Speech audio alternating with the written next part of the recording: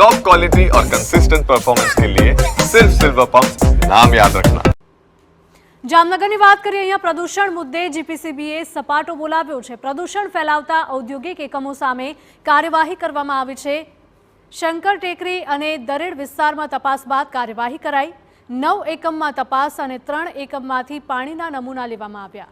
4 એકમ મંજૂરી વગર ચાલતા હોવાનું સામે આવ્યું છે। ઇલેક્ટ્રોપ્લેટર્સ એસોસિએશન પ્રમુખના કારખાનામાં જ ગેરરીતિ ઝડપાઈ છે। પર્યાવરણના નિયમોના ભંગ થતું હોવાનું પણ સામે આવ્યું છે। પ્રદૂષિત પાણી ફિલ્ટર કર્યા વગર જ છોડી દેવાતું હતું। જીપીસીબીએ ગેરરીતિ અંગે અહેવાલ ગાંધીનગર ખાતે મોકલ્યો છે। જામનગર શહેરના ઉદ્યોગનગર વિસ્તારમાં પ્રદૂષણ નિયંત્રણ બોર્ડની ટીમ દ્વારા છેલ્લા 3 દિવસમાં વિવિધ કામગીરી કરવામાં આવી છે। આપણી સાથે જામનગર પ્રદૂષણ નિયંત્રણ બોર્ડના અધિકારી જોડાયા છે।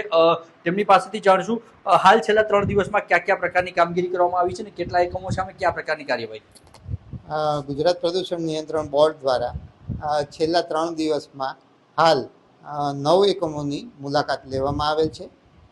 જે પૈકી દરેડ અને શંકર ટેકરી વિસ્તારમાં અમો દ્વારા 4 એકમો કે જે બોર્ડની જરૂરી મંજૂરી એટલે કે સીટીઈ અને સીસીએ વગર કાર્યરત માલુમ પડે અને જેમના રિપોર્ટ અમોએ લઈ અને અમે એના બોર્ડની વડી કચેરી ખાતે જરૂરી કાર્યવાહી અર્થે મોકલી આપેલ છે।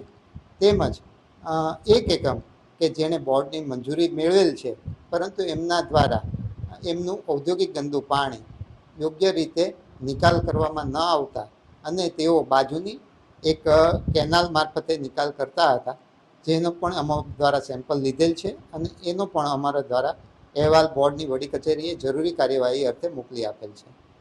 આમ અમોએ જોઈએ તો છેલ્લા 3 દિવસમાં જુદા જુદા 3 એકમો કે જેમણે બોર્ડની વાયોલેશન કરેલ છે એમના સેમ્પલ લીધેલા છે।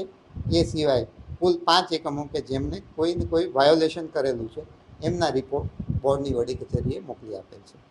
જામનગર પ્રદૂષણ નિયંત્રણ બોર્ડની વિવિધ ટીમ દ્વારા શંકર ટેકરી વિસ્તાર તેમજ દરેડ વિસ્તારમાં વિવિધ કામગીરી કરવામાં આવી છે, જેમાં મંજૂરી વગર ચાલતા એકમો અને કેમિકલના ગંદા પાણી જે છોડવામાં આવતા હોય તેની સામે હાલ પ્રદૂષણ નિયંત્રણ બોર્ડની ટીમ દ્વારા કાર્યવાહી કરવામાં આવી છે। અનિલ ગોયલ સાથે દિવેશ વાળા, TV9 જામનગર।